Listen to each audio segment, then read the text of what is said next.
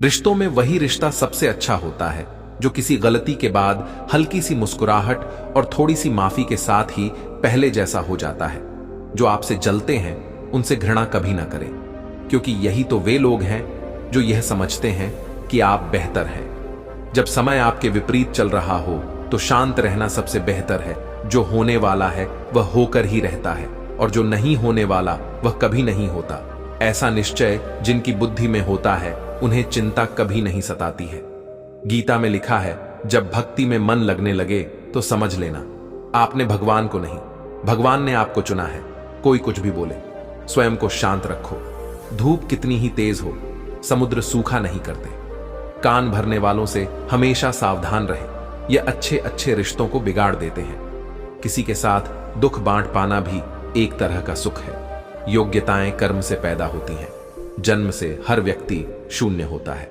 उस आदमी से सावधान रहो जो बात नहीं करता, और उस कुत्ते से जो भगता नहीं है। इस जगत में सत्य से भी बड़ा सत्य प्रेम है, और जिसके प्रति प्रेम है उसके प्रति असत्य होना मुश्किल है। पूरी दुनिया की सबसे खूबसूरत जोड़ी मुस्कुराहट और आंसू है। इन दोनों का एक साथ मिलना मुश्किल है, लेकिन जब यह दोनों मिलते हैं वह पल सबसे खूबसूरत होता है। जब सब मंदिर में कश्ती लेकर आ ही गए हैं तो अब तूफानों से क्या डरना। प्रभु का रास्ता बड़ा सीधा है और बड़ा उलझा भी।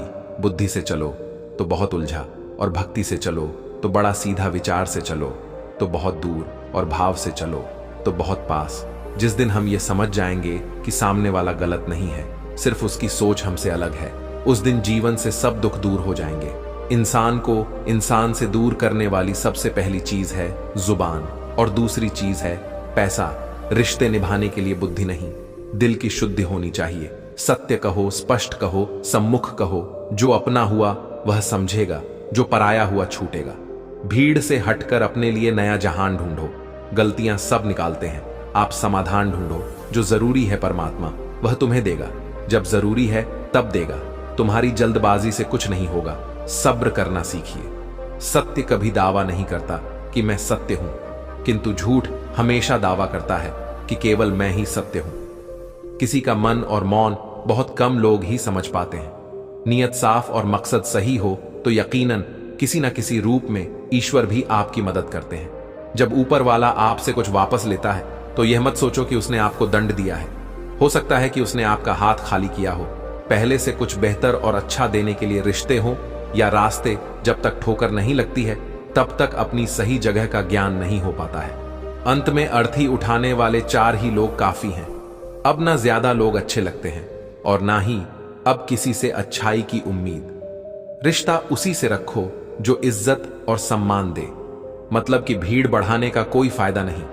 बदनामी का डर तो सिर्फ उसे होता है जिसमें नाम कमाने की हिम्मत नहीं होती। श्री कृष्ण कहते हैं, उन्हें छोड़ देना ही उचित है जो आपके होने का मूल्य ना जानते हो। नसीब से मिलते हैं दिल से रिश्ते निभाने वाले, वरना हम सफर पाकर भी ना जाने कितने लोग उदास हैं। सब लोग कहते हैं सीता और द्रौपदी के कारण हुई रामायण और महाभारत। किसी ने यह नहीं कहा कि नारी का सम्मान ना करने का अंत है। रामायण और महाभारत, जिस इंसान को गुस्सा ज्यादा आता है वह अंदर से उतने ही नर्म और इमोशनल स्वभाव के होते हैं, और साथ साथ इनकी तक शक्ति भी बहुत तेज होती है। ऐसे लोग काफी ईमानदार और खुले विचार के होते हैं। रिश्ते में विश्वास और मन में प्रेम हो तो रिश्ते कभी नहीं टूटते। सोचो, स्त्री और धन दौलत में आनंद अगर होता तो बुद्ध और महावीर यूं घर ना छोड़ते। यदि कोई योग्य मित्र मिला हो तो उसके साथ चले, यदि कोई नहीं मिला तो एक राजा की तरह अकेले ही चले। जिंदगी में कभी भी यह मत सोचो कि कौन कब कैसे कहां बदल गया। सिर्फ इतना देखो वह तुम्हें सिखाकर क्या गया। यही जीवन का ज्ञान है। पीड़ाएं केवल दुख नहीं देती, ध्यान भी देती हैं। अगर आप अपने अवचेतन मन में यह डालते हैं कि आपको बस 3 घंटे बाद उठना है, भले ही 2 दिन से आप सोए ना हो, लेकिन 3 घंटे के बाद तरोताजा फील करते हुए आप नींद से उठ जाएंगे। जवानी तुम संसार को देते हो और बुढ़ापा परमात्मा को तुम्हारे देने से पता चलता है कि मूल्य किसका है।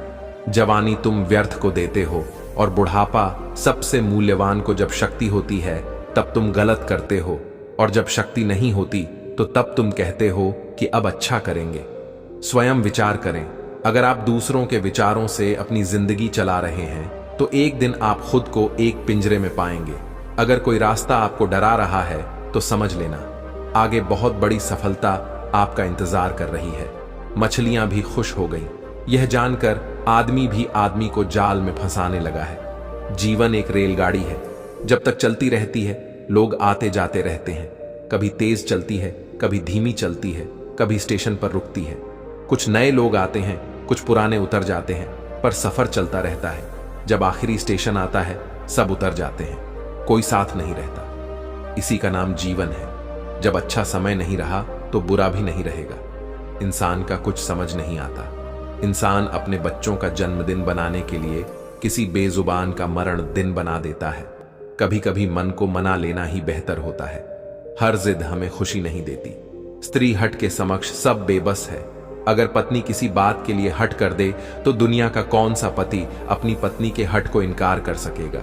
और तो और हमारे रामचंद्र जी महाराज को ही देखिए। सीताज ने कहा, मैंने सुवर्ण मृग देखा है, मुझे वही मृग चाहिए। अब सुवर्ण मृग तो कोई होता नहीं। इतनी समझ तो गुरु मां एक बालक को भी होती है, एक साधारण व्यक्ति को भी होती है। लेकिन जानकी जी ने कहा कि सुवर्ण मृग मैंने देखा है और वह मुझे चाहिए। श्री राम के बार बार समझाने पर भी उन्होंने हट नहीं छोड़ा। श्री राम को तो फिर उस मायावी मृग के पीछे जाना ही पड़ा। कैकेयी तो स्त्री हट का सब बड़ा उदाहरण है।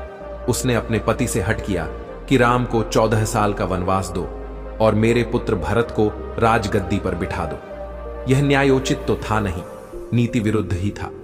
राजा दशरथ जानते थे कि उनके दिए हुए वरदान का कैकेयी दुरुपयोग कर रही है, फिर भी उनको स्त्री हट के आगे झुकना पड़ा। मानना पड़ा उसके हट को। बात बाल हट बच्चा अगर हट कर ले और उसकी जिद्द पूरी करने में पूरे परिवार को भी अगर जुटना पड़ जाए तो परिवार जुट ही जाएगा। हालांकि हट को तो बुरा ही माना गया है, फिर भी अगर बालक हट करे तो क्षमा दी जाती है। यह सोचकर कि बच्चा है, जिद कर रहा कोई स्त्री अगर हट से अपनी बात मनवाना चाहे तो उसका पति अथवा घर के अन्य सदस्य उसकी बात को मानते तो हैं, पर उनके लिए वह एक मजबूरी हो जाती है। दिल से तो वे उसके हट को अच्छा नहीं मानते हैं। आप जैसा करते हैं वैसा ही फल मिलता है। अक्सर आपने कुछ लोगों को हमेशा परेशान रहते देखा होगा। वे किस बात से परेशान हैं, इसका अंदाजा लगाना सबके बस की बात नहीं, क्योंकि वे अपनी चिंता दूसरे से साझा भी नहीं करते हैं। दरअसल आदमी जैसा कर्म करता है वैसा ही फल उसे प्राप्त होता है। ऐसी कहानियां और कथाएं आपने काफी पढ़ी और सुनी होंगी। जागरण अध्यात्म में आज हम आपको इससे जुड़ी ही एक कहानी के बारे में बताने जा रहे हैं। एक समय की बात है, एक गांव में दो किसान थे। वे खेती के साथ साथ बागवानी भी करते थे। एक अपने बाग में आम उगाए थे तो दूसरे ने किसान ने लीची उगाए थे। फलों के सीजन में उनके बाग में अच्छी पैदावार हुई तो वे दोनों अपने अपने फल बाजार में बेचने के लिए गए। बाजार से लौटते समय उन दोनों ने अपने लिए 5 किलो फल बचा लिए थे। वापस लौटते समय दोनों किसान रास्ते में मिले। दोनों एक दूसरे से बातें करने लगे। आम वाला किसान बोला, मैंने फल बचा तो लिए, लेकिन इस बार खूब फसल हुई। हम लोगों ने खूब आम खाए, अब खाने का बिल्कुल भी मन नहीं है। लीची वाले किसान ने कहा, यही हाल मेरा भी रहा। इस बार लीची की अच्छी पैदावार हुई है। दोनों ने यह फैसला किया कि दोनों आपस में फल बदल लेते हैं। आम वाले ने लीची ले ली और लीची वाले किसान ने आम। लेकिन आम वाला किसान बहुत लालची था। उसने दूसरे किसान से नजर बचाकर कुछ आम अपने लिए रख लिए। वहीं दूसरी ओर लीची वाला किसान आम पाकर बहुत खुश हुआ। वे दोनों अपने घर चले गए। घर जाकर लीची वाले किसान ने पूरे परिवार को आम खिलाए और उसे बड़ी अच्छी नींद आई। लेकिन आम वाला किसान रात भर शंका में जागता रहा। उसे यह लग रहा था कि उसकी तरह लीची वाले किसान ने कुछ लीची छुपाकर तो नहीं रख ली है। वह उस रात बहुत परेशान रहा। इस कहानी से सीख मिलती है, जैसा जो व्यक्ति रहता है उसकी वैसी ही सोच रहती है। एक बार एक व्यक्ति अपनी कार को बड़े प्यार से पॉलिश करके चमका रहा था। तभी उसकी बेटी पत्थर से कार पर कुछ लिखने लगी। कार पर खरोंच लगती देखकर पिता को इतना गुस्सा आया कि वह बेटी का हाथ जोर से मरोड़ देता है। इतनी जोर से कि बच्ची की उंगलियां टूट जाती हैं। बाद में अस्पताल में दर्द से कराह रही बेटी पूछती है, डैड मेरी उंगलियां कब ठीक होंगी? गलती पर पछता रहा। पिता कोई जवाब नहीं दे पाता। वह वापस जाता है और कार पर लात बरसाक गुस्सा निकालता है। कुछ देर बाद उसकी नजर उसी खरोंच पर पड़ती है जिसकी वजह से उसने बेटी का हाथ तोड़ा था। बेटी ने पत्थर से लिखा था, आई लव यू पापा। इस कहानी से हमें यह सीख मिलती है, गुस्से और प्यार की सीमा नहीं होती। याद रखें कि चीजें इस्तेमाल के लिए होती हैं और इंसान प्यार करने के लिए, लेकिन होता इससे उल्टा है। लोग चीजों से प्यार और लोगों को इस्तेमाल करते। हमारे दुखों के 5 कारण जो अपना मनचाहा प्राप्त होने पर कहते हैं प्रभु की कृपा है, पर मन के विरुद्ध होने पर उदास हो जाते हैं। यही प्रभु की कृपा का अधूरा दर्शन दुख का पहला कारण है। दूसरे का कुछ भी हो, उसका चाहे अहित हो, वह चाहे दुखी हो, पर हमारा भला होना चाहिए। हमारा यह मलिन स्वार्थ हमारे दुख का दूसरा कारण है। हमें वर्तमान में जो वस्तुएं प्राप्त हैं या अभिलाष हैं, उनके छिन्न जाने या ना मिल पाने का निरंतर बने रहने वाला भय हमारे दुखों का तीसरा कारण है। जो हमें करना चाहिए वह ना करना, और जो नहीं करना चाहिए उसको करना। ये प्रमाद भरी आदतें हमारे दुखों का चौथा कारण है। हमें निमित्त बनाकर कहीं कोई सुंदर घटना हो जाने पर उसका सारा श्रेय हम अकेले ही ले लेना चाहते हैं। यही अहम भाव हमारे दुखों का 5वां कारण है। स्वास्थ्य सबसे बड़ी दौलत है। संतोष सबसे बड़ा खजाना है। आत्मविश्वास सबसे बड़ा मित्र है। ईश्वर सिर्फ मिलाने का कार्य करते हैं। संबंधों में दूरियां या नजदीकियां बढ़ाने का कार्य मनुष्य स्वयं करता है। मन के झूठ पकड़े कई दफा हम अपने सच से दूर भाग रहे होते हैं। हम नहीं जानते या जानना नहीं चाहते कि फिर हम चाह क्या रहे हैं। एक तरफ कहेंगे कि हम अमुक को देखना नहीं चाहते, पर फिर कहेंगे कि वे बात क्यों नहीं कर रहे हैं। कभी कहेंगे कि किसी से कोई उम्मीद नहीं है, फिर चाहेंगे भी कि दूसरे हमारे लिए कुछ करें। इस तरह एक साथ 2 विरोधी विचार दिमाग में चल रहे होते हैं, हमें उलझा रहे होते हैं। ऐसे में कुछ पल ठहरे अपने विरोधी विचारों को देखें, कुछ देर उन विचारों के साथ समय बिताएं। रोड पर घायल पड़े पक्षी को मैं घर लेकर आ गया। कुछ ही दिन में वह लगभग ठीक हो गया, घाव भर गए। मैंने एक गांव वाले से पूछा, यह पक्षी थोड़ा उड़ नहीं पा रहा, क्या मैं पास मौजूद पहाड़ी पर इसे छोड़ दूं, जहां इसके बिरादरी के और भी पक्षी हैं? उन पक्षियों के साथ इसका मन लग जाएगा। गांव वाले ने कहा, आपने इसे बचाया है तो इसे मरने के लिए मत छोड़ो, इसे ठीक होने तक अपने पास रखो, क्योंकि इसे कमजोर असहाय देखकर इसी के बिरादरी वाले इसे चैन से जीने ना देंगे, इसे नोच नोच कर खा जाएंगे।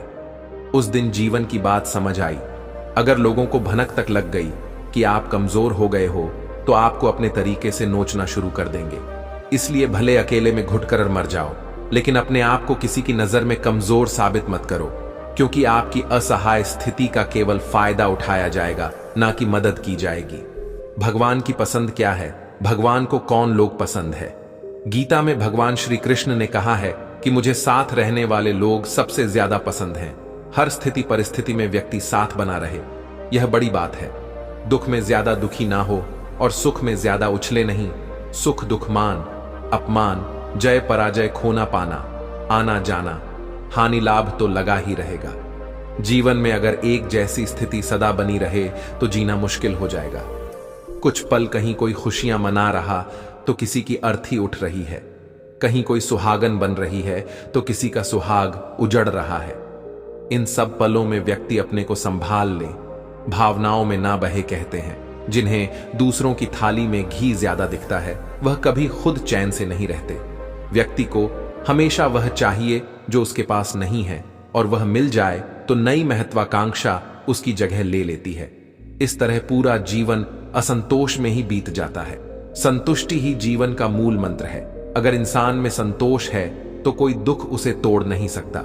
यही है जीवन का रहस्य। अक्सर लोग एक बहुत ही कॉमन सवाल पूछते हैं कि मैं खुश कैसे रह सकता हूं। मैं उन्हें एक आदमी के बारे में बताता हूं जो हमेशा शिकायत करता रहता था कि उसके ऊपर ईश्वर की कृपा नहीं है। एक दिन अचानक उसकी आंखों में कुछ खुजली हुई जिसने उसका नजरिया पूरी तरह बदल दिया। डॉक्टर ने इसे कैंसर बताया और आंखें निकालने की नौबत आ गई ताकि कैंसर पूरे शरीर में ना फैले। एकदम बिखर चुका वह इंसान यूं ही सर्जरी वर्ल्ड में अंदर गया। उसके दिमाग में एक ही ख्याल था, उसका धुंधला भविष्य। हालांकि ऑपरेशन के दौरान सर्जन ने पाया कि यह रेटिना के पीछे महज एक फंगस है जिसे सिर्फ साफ करने की जरूरत है। आखिरकार जब उस आदमी की आंखों की पट्टी खोली गई तो वह यह देखकर खुशी से झूम उठा कि वह अभी भी देख सकता, और तब उसने अपनी आंखों की रोशनी के लिए ईश्वर को धन्यवाद दिया देख सकता है। और तब उसने अपनी आंखों की रोशनी के लिए ईश्वर को धन्यवाद दिया। मिल जाता है।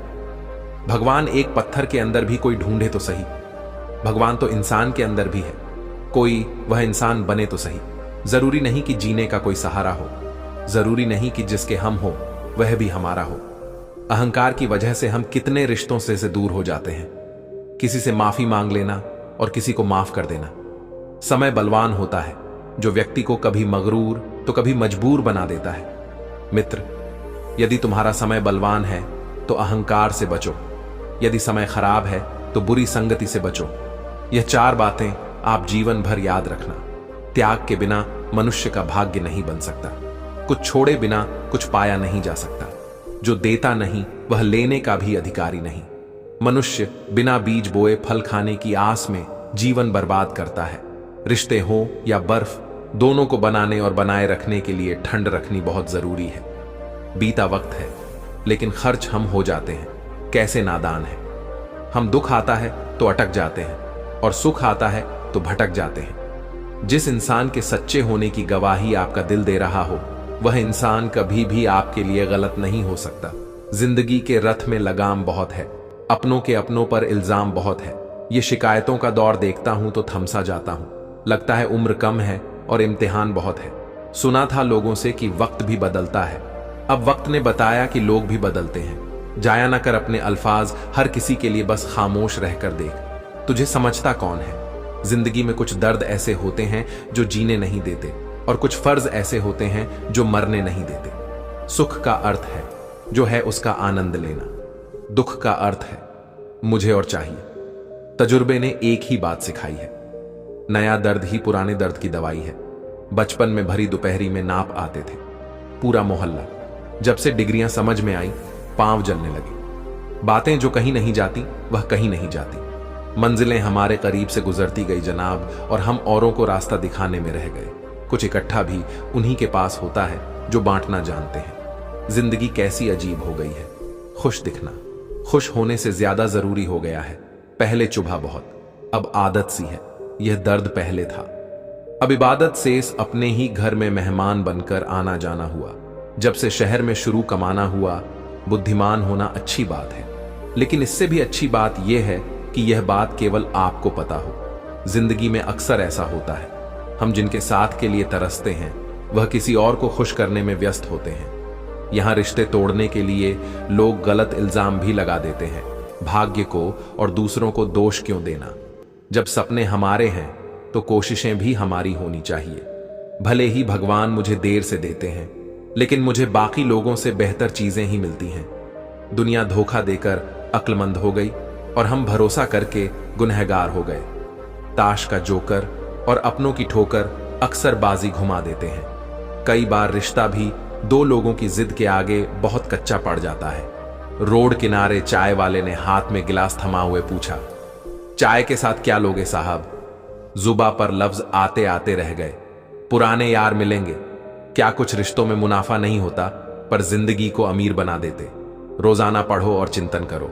पहला मरना अवश्य है, दूसरा साथ कुछ नहीं जाना है, तीसरा जो करेगा वह भरेगा, चौथा जहां उलझो वहीं सुलझ, पांचवा जो है उसमें संतोष करो। ईश्वर मेरे बिना भी ईश्वर ही है, मगर मैं ईश्वर के बिना कुछ भी नहीं। अपनी परेशानी की वजह दूसरों को मानने से आपकी परेशानियां कभी कम नहीं हो सकती हैं। जब भी अचानक आपके प्रति किसी व्यक्ति का व्यवहार बदल जाए तो समझ लीजिए कि वह व्यक्ति आपसे कुछ चाहता है। विज्ञान कहता है जीभ पर लगी चोट सबसे जल्दी ठीक होती है, लेकिन ज्ञान कहता है कि जीभ से लगी चोट कभी ठीक नहीं होती। रात की मुट्ठी में एक सुबह भी है। शर्त यह है कि पहले जी भर के अंधेरा तो देख लो। याद रखिए, सबसे बड़ा अपराध अन्याय सहना और गलत के साथ समझौता करना है। इंसान 2 वजह से बिल्कुल बदल जाता है, या तो कोई खास उसकी जिंदगी में आ जाए या कोई बहुत खास उसकी जिंदगी से चला जाए। कोई नहीं देखता, आपके आंसू किसी को नहीं दिखती, आपकी उदासी कोई नहीं समझता, आपकी पीड़ा पर है ना अजीब बात कि सबको दिखती है आपकी गलतियां दुनिया के 4 स्थान कभी नहीं भरते। समुद्र, शमशान, तृष्णा का गढ़ा और मनुष्य का मन धुआं भी ढूंढ ही लेता है अपना वजूद। कभी तो खुद को खोकर, कभी हवा का होकर। अच्छे इंसान में भी एक बुरी बात है कि वह हमेशा दूसरों को अपने जैसा समझ लेता है। यूं तो कोई सबूत नहीं है कि कौन किसका क्या है, यह दिल के रिश्ते तो बस यकीन से चलते हैं। इंसान का सबसे बड़ा दुश्मन उसका दिमाग होता है, पकड़ पकड़ कर लाता है उन लम्हों को जो तकलीफ देते हैं। आज जहां मैं हूं वहां कल कोई और था। यह भी एक दौर है, वह भी एक दौर था। जिंदगी एक बार मिलती है, बिल्कुल गलत है। सिर्फ मौत एक बार मिलती है, जिंदगी तो हर रोज मिलती है। तजुर्बे उम्र से नहीं बल्कि हालातों से होते हैं। जिन्हें वाकई बात करना आता है वह लोग अक्सर खामोश रहते हैं। इन 4 लोगों से दूर हो जाएं। पहला, जो आपसे झूठ बोलते हैं। दूसरा, आपकी बेइज्जती करते हैं। तीसरा, आपका इस्तेमाल करते हैं। और चौथा, आपको नीचे गिराना चाहते हैं। प्रकृति ने सिर्फ 2 ही रास्ते दिए हैं, या तो देकर जाए या फिर छोड़कर जाए। साथ ले जाने की कोई व्यवस्था नहीं है। इसीलिए सदैव प्रसन्न रहे। सबको उसी तराजू में तोलिए जिसमें खुद को तोलते हो। फिर देखना, लोग उतने भी बुरे नहीं हैं जितना हम उन्हें समझते हैं। हम पागल अच्छे हैं। दुनिया के समझदार लोगों से हम अपने ख्वाब जरूर तोड़ते हैं, पर किसी का दिल नहीं। किसी को घर से निकलते ही मिल गई मंजिल। कोई हमारी तरह उम्र भर सफर में रहा। मुश्किल राहें भी आसान हो जाती है, हर राह पर पहचान हो जाती है। जो लोग मुस्कुरा के करते हैं, सामना किस्मत भी उनकी गुलाम हो जाती है। समय रेत की तरह होता है, उसे हाथ से ऐसे मत जाने दो, नहीं तो वह पल दोबारा तुम्हारी जिंदगी में वापस कभी नहीं आएगा। अच्छी सेहत के लिए सिर्फ अच्छी खुराक ही जरूरी नहीं, बल्कि अच्छे ख्यालात भी जरूरी है। दर्द का एहसास हर किसी को महसूस नहीं होता, उसके लिए अपनेपन का एहसास जरूरी है।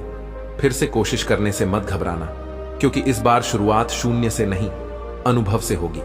अपना दर्द सबको ना बताए, क्योंकि सबके घर मरहम नहीं होता, मगर नमक हर एक के घर होता है।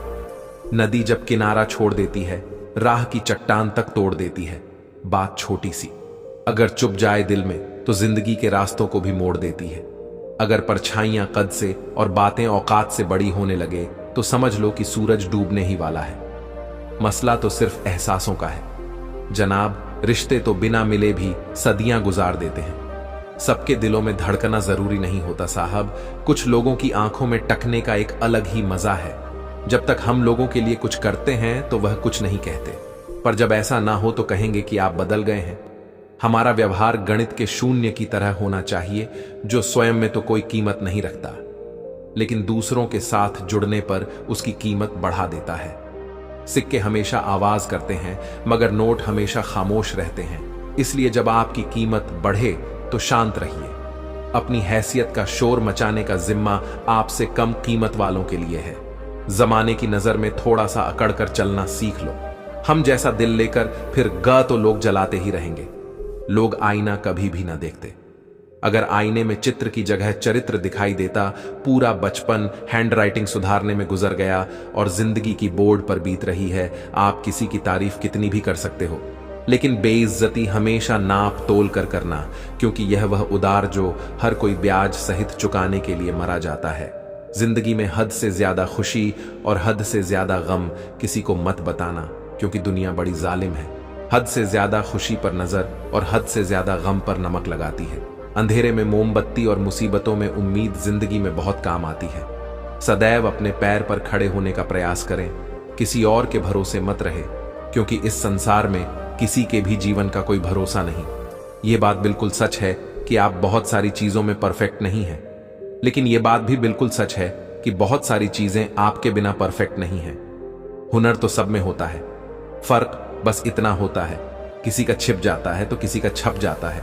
ढूंढना है तो ख्याल करने वाला ढूंढो जनाब, क्योंकि आपका इस्तेमाल करने वाले तो खुद आपको ढूंढ लेंगे। शरीर सुंदर हो या ना हो, पर शब्दों को जरूर सुंदर होना चाहिए, क्योंकि लोग चेहरे भूल जाते हैं पर शब्दों को नहीं भूलते। जिस व्यक्ति ने उम्मीद खो दी हो वह जीवन में कुछ हासिल नहीं कर सकता। इसलिए अपनी उम्मीद को जिंदा रखो और आगे बढ़ते रहो। हमेशा जोड़ने की कोशिश कीजिए, तोड़ने की नहीं। संसार में सुई बनकर रहिए, कैंची बनकर नहीं। सुई दो को एक कर देती है और कैंची एक को दो कर देती है। रिश्तों की डोरी तब कमजोर होती है जब इंसान गलतफहमी में पैदा होने वाले सवालों का जवाब खुद ही बना लेता है। कुत्ते की वफादार के किस्से बड़े ही मशहूर हैं। इंसान को भी इनसे अभी बहुत कुछ सीखना है। पत्तों से होती है कई रिश्तों की उम्र, आज हरे कल सूखे। क्यों ना हम जड़ों से सीखें रिश्ते निभाना। ईश्वर कहते हैं, किसी को तकलीफ देकर मुझसे अपनी खुशी की दुआ मत करना, लेकिन अगर किसी को एक पल की भी खुशी दो तो अपनी तकलीफ की फिक्र मत करना। लक्ष्य का सही होना जरूरी है, क्योंकि दीमक भी दिन रात काम करती है, लेकिन वह निर्माण नहीं, विनाश करती है। दोस्तों, क्या आपने कभी सोचा है कि जीवन में सबसे बड़ी शक्ति क्या है?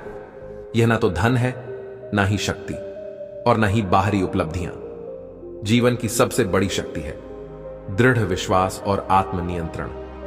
श्री कृष्ण गीता में कहते हैं, जो अपने मन को वश में कर लेता है और अपने लक्ष्य पर स्थिर रहता है, वही जीवन में सच्ची सफलता और शांति प्राप्त करता है। आज हम इसी बात पर चर्चा करेंगे कि दृढ़ विश्वास और आत्मनियंत्रण हमारे जीवन को कैसे बदल सकते हैं। दृढ़ विश्वास का मतलब है खुद पर और अपने कार्य पर पूरा भरोसा। जब हम खुद पर विश्वास रखते हैं तो हमारी सोच और कार्य दोनों मजबूत हो जाते हैं। श्री कृष्ण अर्जुन से कहते हैं, हे पार्थ, जो व्यक्ति खुद पर विश्वास नहीं करता वह अपने कर्म को पूरी निष्ठा से नहीं कर सकता। सोचिए, अगर कोई कुम्हार अपने बर्तनों की ताकत पर विश्वास ना करे तो क्या वह अपनी कला में सुधार कर पाएगा? विश्वास वह आधार है जो हमें हर परिस्थिति में स्थिर रखता है। दूसरी ओर आत्मनियंत्रण का मतलब है अपनी इच्छाओं और भावनाओं को सही दिशा में ले जाना। जब हमारा मन स्थिर और नियंत्रित होता है तो हम कठिन से कठिन परिस्थितियों में भी सही निर्णय ले सकते हैं। श्री कृष्ण गीता में कहते हैं, जो अपने मन और इंद्रियों को नियंत्रित कर लेता है वही सच्चा योद्धा है। सोचिए, अगर एक तीर अंदाज अपने लक्ष्य पर ध्यान केंद्रित ना करे और हर तरफ भटकता रहे तो क्या वह अपने तीर को सही दिशा में चला पाएगा? आत्मनियंत्रण हमें हमारे लक्ष्य पर स्थिर रखता है। विश्वास और आत्मनियंत्रण का गहरा संबंध है। विश्वास हमें साहस और प्रेरणा देता है और आत्मनियंत्रण हमें इस प्रेरणा को सही दिशा में ले जाने में मदद करता है। जब यह दोनों गुण हमारे जीवन में होते हैं तो हम कठिनाई को पार कर सकते हैं और हर परिस्थिति में संतुलित रह सकते हैं। आज के समय में जब हर कोई तेज रफ्तार में आगे बढ़ने की कोशिश कर रहा है, विश्वास और आत्मनियंत्रण का महत्व और भी बढ़ जाता है। सोचिए, अगर एक छात्र परीक्षा की तैयारी कर रहा है लेकिन हर दिन अपने मन को विचलित होने देता है तो क्या वह अपने लक्ष्य को प्राप्त कर सकता है? लेकिन अगर वह आत्मनियंत्रण का अभ्यास करे और अपने प्रयास में विश्वास बनाए रखे तो उसे सफलता जरूर मिलेगी। यही इन गुणों का जादू है। श्री कृष्ण कहते हैं, जो अपने मन को स्थिर और शांत रखता है और अपने कर्म पर विश्वास करता है वह हर परिस्थिति में विजय होता है। यह संदेश हमें यह सिखाता है कि हमारे जीवन की हर परिस्थिति में हमें खुद पर और अपने प्रयासों पर भरोसा रखना चाहिए और आत्मनियंत्रण के साथ आगे बढ़ना चाहिए। जब हम अपने मन और इंद्रियों को नियंत्रित करते हैं तो हमारे भीतर एक गहरी शांति का अनुभव होता है। यह शांति हमें जीवन के हर क्षेत्र में बेहतर बनने की प्रेरणा देती है। आत्मनियंत्रण हमें यह सिखाता है कि असफलता केवल एक पड़ाव है, न कि अंत। यह हमें हर परिस्थिति में आगे बढ़ने की ताकत देता है। आज जब हर कोई बाहरी उपलब्धियों की दौड़ में लगा है, यह समझना जरूरी है कि विश्वास और आत्मनियंत्रण ही हमारी सबसे बड़ी ताकत है। यह हमें सिखाते हैं कि हमारे अंदर की ताकत ही हमें जीवन में स्थिर और सफल बनाएगी। तो दोस्तों, आज से हम यह तय करें कि हर परिस्थिति में अपने मन को स्थिर रखेंगे, अपने प्रयासों पर विश्वास करेंगे और आत्मनियंत्रण का अभ्यास करेंगे। याद रखें, श्री कृष्ण कहते हैं, विश्वास और आत्मनियंत्रण ही तुम हर कठिनाई से बाहर निकालकर तुम्हारे लक्ष्य तक पहुंचाएंगे। यही वह मार्ग है जो हमें सच्ची सफलता और शांति की ओर ले जाता है। बहुत समय पहले एक छोटे से गांव में नीरज नाम का एक युवा रहता था। नीरज का सपना था कि वह एक महान धावक बने और अपने गांव का नाम रोशन करे।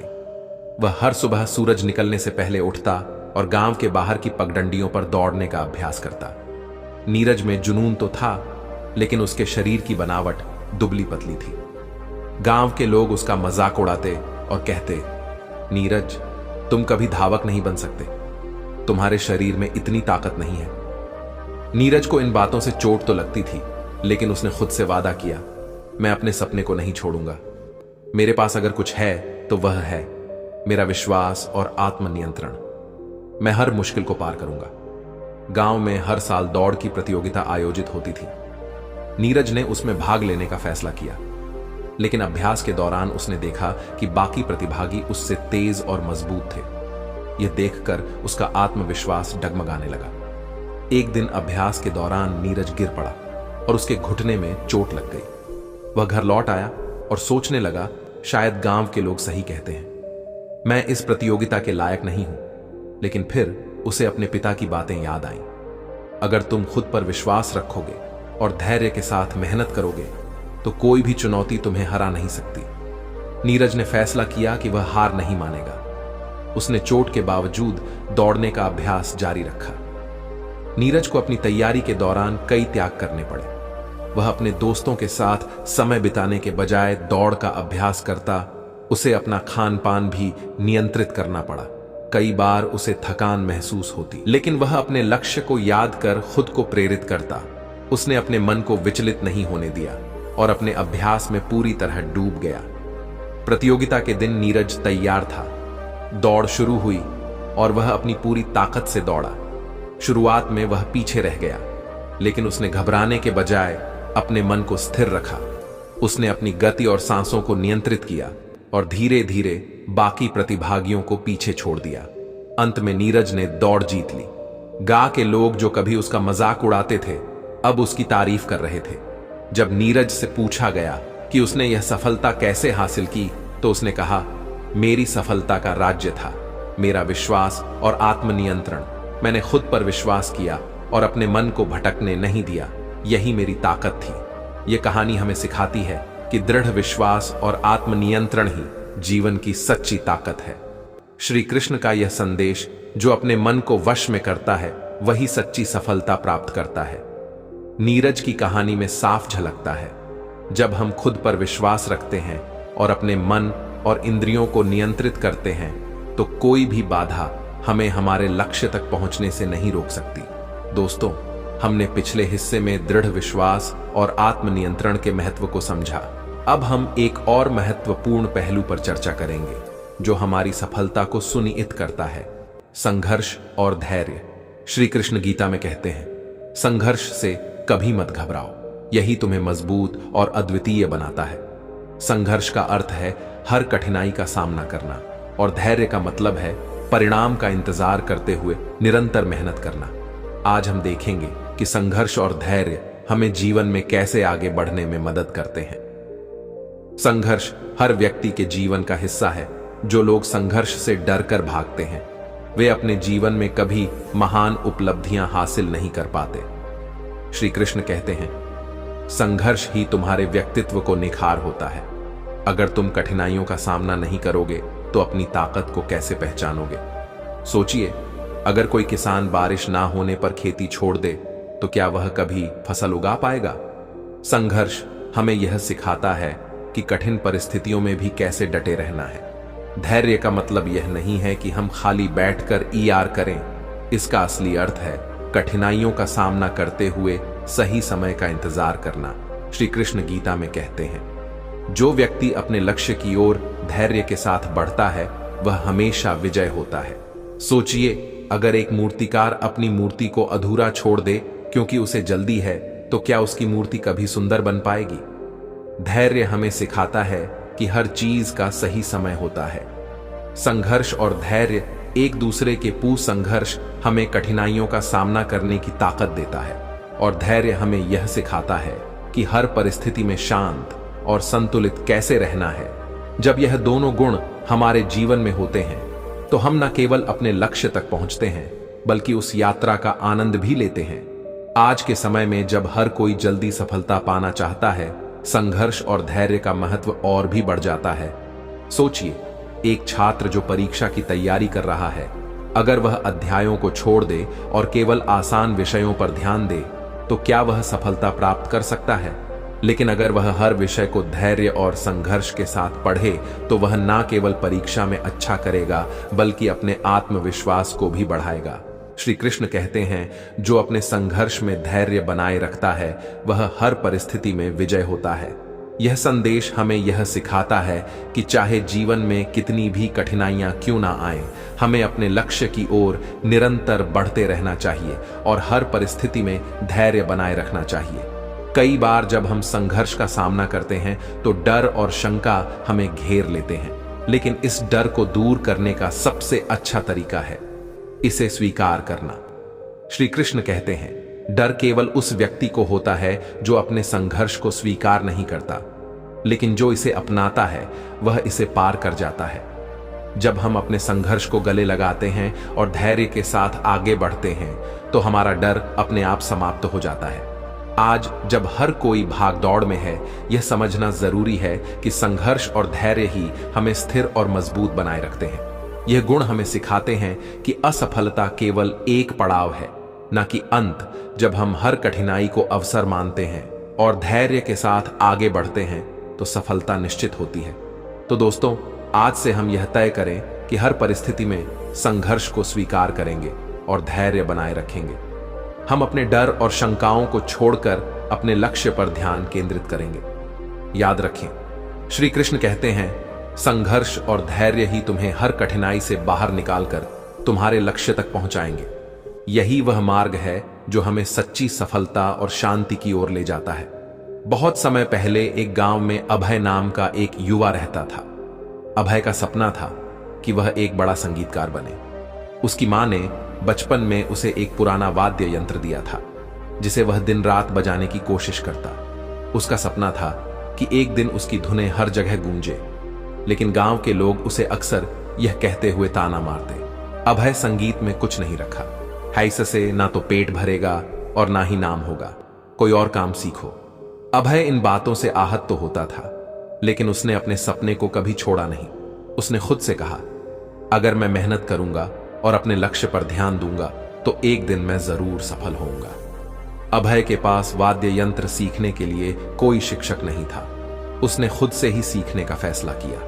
हर सुबह वह नदी किनारे बैठता और वाद्य यंत्र बजाने का अभ्यास करता। शुरुआत में उसकी धुनें बेसुरी थी। कई बार उसके वाद्य यंत्र के तार टूट जाते और कई बार वह खुद को असफल महसूस करता, लेकिन हर बार उसने अपने आप से कहा, संघर्ष के बिना कोई महान कार्य संभव नहीं है, मैं हार नहीं मानूंगा। अभय ने धैर्य के साथ अपनी प्रैक्टिस जारी रखी। वह हर दिन थोड़ा थोड़ा सुधार करता और अपनी धुनों को बेहतर बनाने की कोशिश करता, लेकिन उसकी यात्रा आसान नहीं थी। गांव के लोग उसका मजाक उड़ाते थे। बच्चे कहते, ये तो कभी भी एक अच्छा संगीतकार नहीं बन सकता। यहां तक कि अभय के कुछ करीबी रिश्तेदारों ने भी उसे अपने सपने को छोड़ने की सलाह दी, लेकिन अभय ने धैर्य बनाए रखा। उसने सोचा, लोग जो भी कहे, मेरा काम केवल अपने लक्ष्य की ओर बढ़ना है, परिणाम समय के साथ आएंगे। कुछ सालों बाद पड़ोस के गांव में एक संगीत प्रतियोगिता आयोजित हुई। यह अभय के लिए खुद को साबित करने का पहला बड़ा मौका था। उसने अपनी पूरी तैयारी कर ली। प्रतियोगिता के दिन वह मंच पर पहुंचा और अपनी धुनें बजाने शुरू की। शुरुआत में उसकी उंगलियां कांप रही थीं, लेकिन धीरे धीरे उसने खुद को संभाला। उसकी धुनें इतनी मधुर थी कि पूरी भीड़ मंत्रमुग्ध हो गई। अभय ने प्रतियोगिता में पहला स्थान हासिल किया। यह उसकी मेहनत और धैर्य का पहला फल था। इस जीत के बाद अभय को एक बड़े संगीतकार के साथ काम करने का मौका मिला। उसने अपने संगीत को और भी बेहतर बनाने के लिए दिन रात मेहनत की। धीरे धीरे अभय का नाम दूर दूर तक फैलने लगा। अब लोग जो कभी उसका मजाक उड़ाते थे, उसकी प्रशंसा करने लगे। उन्होंने कहा, अभय ने हमें सिखाया कि संघर्ष और धैर्य के बिना कुछ भी संभव नहीं है। एक दिन जब अभय से पूछा गया, तुमने इतनी कठिनाइयों के बावजूद अपने सपने को कैसे साकार किया? अभय ने मुस्कुराते हुए कहा, संघर्ष ने मुझे सिखाया कि मेहनत कभी बेकार नहीं जाती और धैर्य ने मुझे हर असफलता के बाद खड़े रहने की ताकत दी। अगर मैं इन दोनों गुणों को ना अपनाता तो आज मैं यहां नहीं होता। अभय की यह कहानी हमें सिखाती है कि संघर्ष और धैर्य ही सफलता की सच्ची कुंजी है।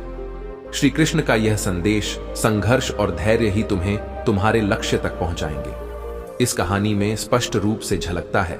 जब हम कठिन परिस्थितियों का सामना करते हैं और धैर्य के साथ अपने लक्ष्य की ओर बढ़ते रहते हैं तो सफलता निश्चित होती है।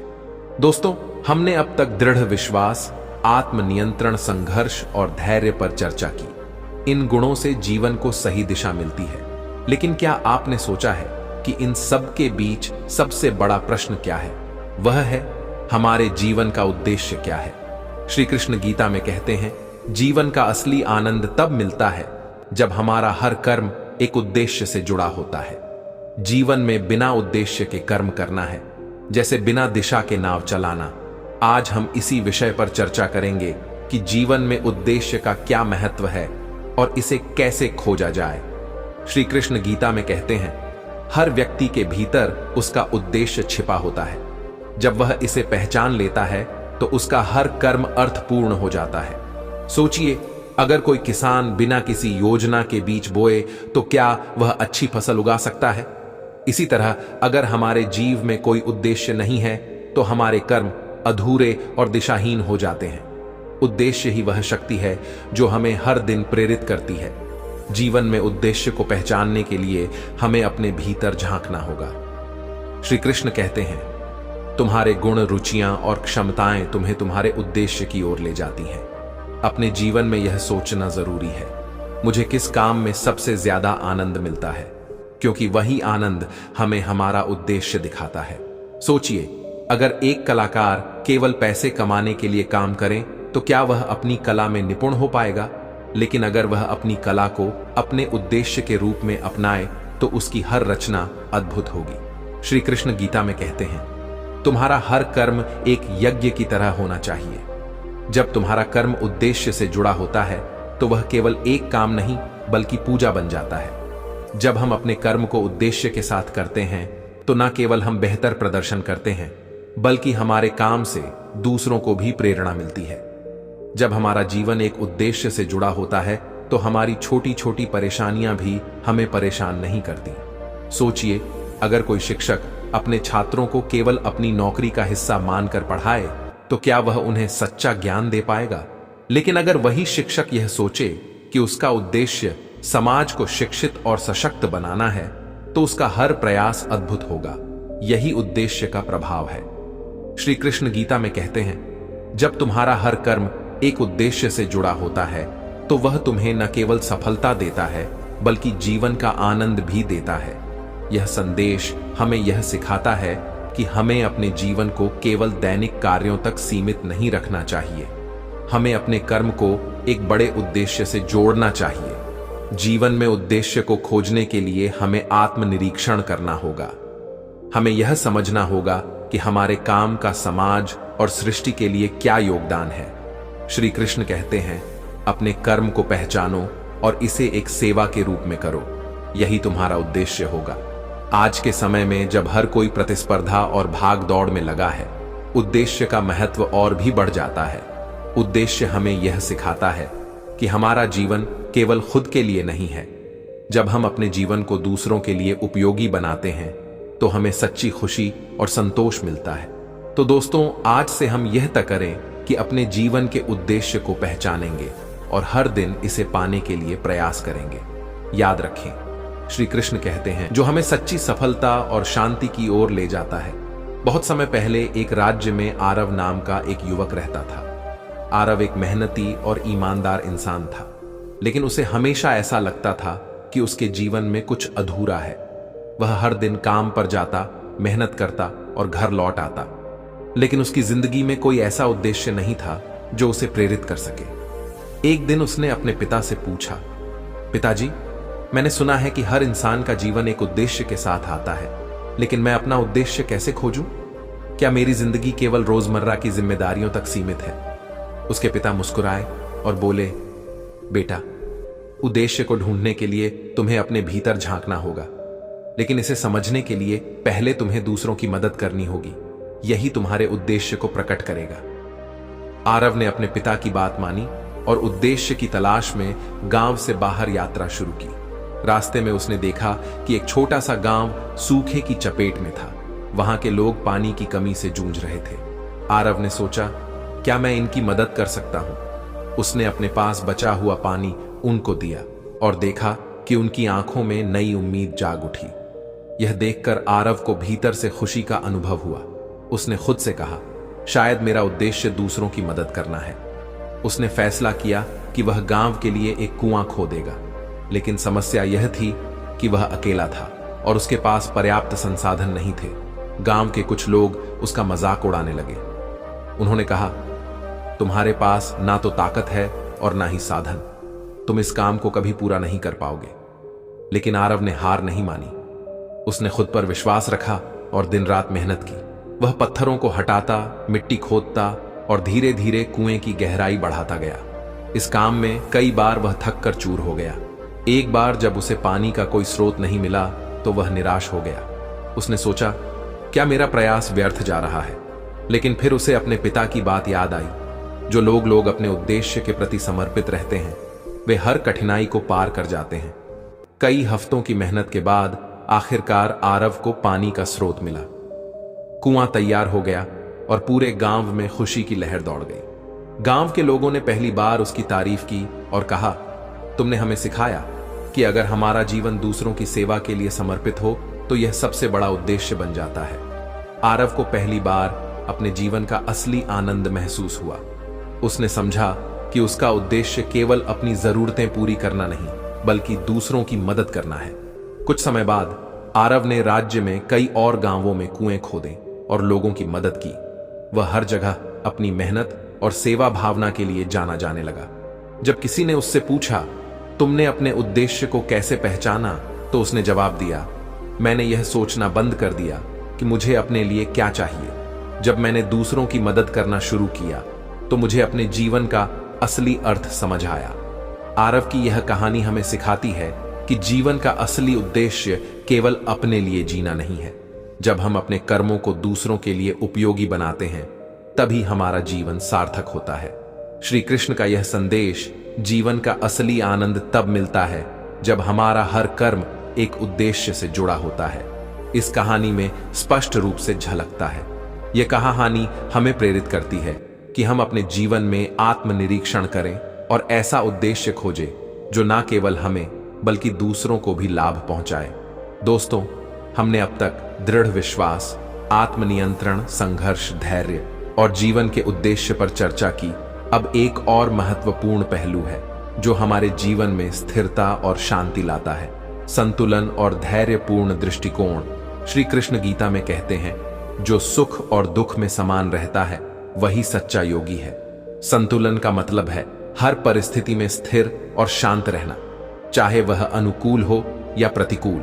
आज हम देखेंगे कि जीवन में संतुलन कैसे बनाए रखा जाए और यह हमारे लिए क्यों जरूरी है। संतुलन का मतलब केवल बाहरी तौर पर स्थिर रहना नहीं है। इसका असली अर्थ है अपने मन और भावनाओं को हर परिस्थिति में नियंत्रित रखना। श्री कृष्ण कहते हैं, जो व्यक्ति सफलता और असफलता को समान भाव से स्वीकार करता है वही सच्चा संतुलित व्यक्ति है।